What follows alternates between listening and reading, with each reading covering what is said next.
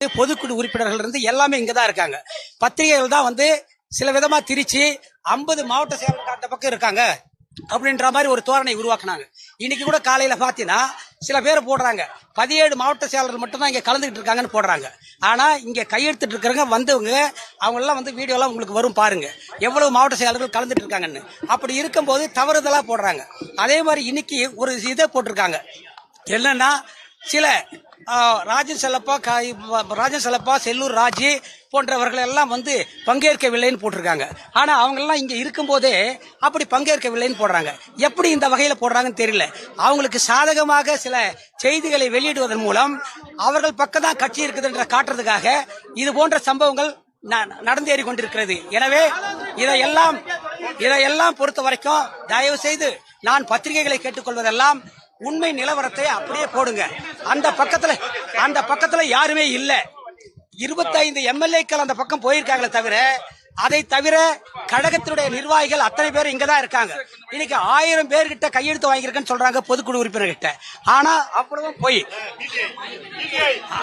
போய் 1000 பேர்கிட்ட பொதுக்குழு உறுப்பினர்கிட்ட கையெழுத்து வாங்கி சொல்றாங்க. இன்னைக்கு வந்திருக்கிற அத்தனை மாவட்ட செயலாளர்களும் ஒவ்வொரு மாவட்டத்திலையும் கூட்டத்தை போட்டு பொதுக்குழு உறுப்பினர்களை அத்தனை பேரையும் செயற்குழு உறுப்பினர்கள் அத்தனை பேரையும் கூப்பிட்டு கையெழுத்து வாங்கி இன்றைக்கு தலைமை கழகத்தில் ஒப்படைத்திருக்கிறார்கள். அப்படி இருக்கிற போது 1000 பொதுக்குழு உறுப்பினர் தீர்மானம் போட்டு, அதாவது கழகத்தினுடைய பொதுச் செயலாளர் அண்ணன் எடப்பாடியார் தான். இந்த கழகத்தில் எந்தவித பிளவும் இல்லை. இந்த கழகம் ஒருமனதாக ஒவ்வொரு மாவட்டமும் எடப்பாடியார் பின்னாடி இருக்கிறது என்பதை சொல்லுவதற்காக, மற்றபடி வேற எதுக்காகவும் இல்லை. இல்ல கையெழுத்து இல்லங்க, ஒவ்வொரு மாவட்டம் வாரியாக தீர்மானத்தை போட்டு அண்ணன் எடப்பாடியார் தலைமையில் இந்த இயக்கம் இயங்கும், இந்த எந்த சோதனைகள் இருந்தாலும் அவர் பின்னாடி தான் நாங்கள் எல்லாம் இருப்போம் என்று தீர்மானத்தை போட்டு கொடுத்திருக்கார்கள் தவிர கையெழுத்து போட்டு கொடுப்பதில்லை. அவ்வளவு பேரும் போட்டிருக்காங்க. ஒவ்வொரு மாவட்டத்திலும் அவ்வளவு பேரும் போட்டிருக்காங்க. ஒரு சில மாவட்டத்தில் வந்து ஒருத்தர் 2 பேர் மிஸ் ஆயிருக்கலாம். ஆனா பொதுவாக எல்லா மாவட்டத்திலையும் அவ்வளவு பேரும் போட்டிருக்காங்க.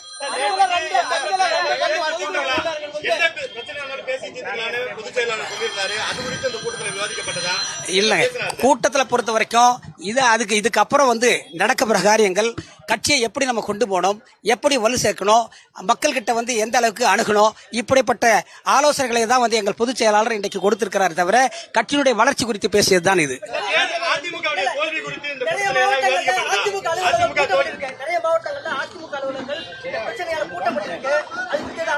இல்ல அதிமுக அலுவலகங்கள்ல நிறைய மாவட்டங்கள்ல பூட்டப்படல.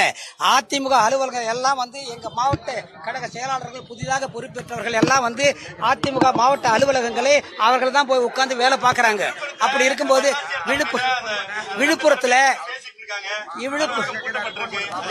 அலுவலகம் பூட்டப்படுவதை பொறுத்த வரைக்கும் இல்ல எங்கேயுமே வந்து அந்த பிரச்சனை இல்ல. விழுப்புரத்துல இருக்கலாம்.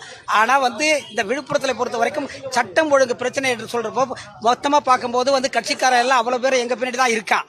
ஆனா ஒரு சில பிரச்சனைகளால இன்றைக்கு ஆளுங்கட்சிக்கு அவங்க சாதகமாக இருக்கிறதுனால இப்படி ஒரு இதை உருவாக்கி இன்றைக்கு அது சட்டம் ஒழுங்கு பிரச்சனை மாறி கொண்டு போய் அதை பூட்டு போடுகின்ற நிலைமை உருவாக்குறாங்களே தவிர இது ஆளுங்கட்சியோட அதிகாரத்தை பயன்படுத்தி இன்றைக்கு நடக்கிற வேலை.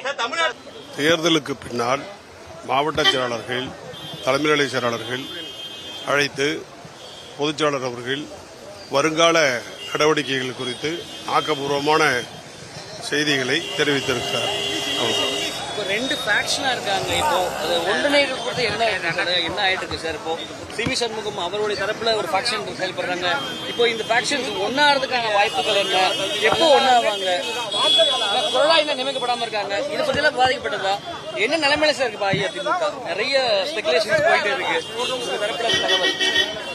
அதை பத்தி கருத்து சொல்றது ஆரோக்கியமாக இருக்காது அப்படின்னு நினைக்கிறேன்.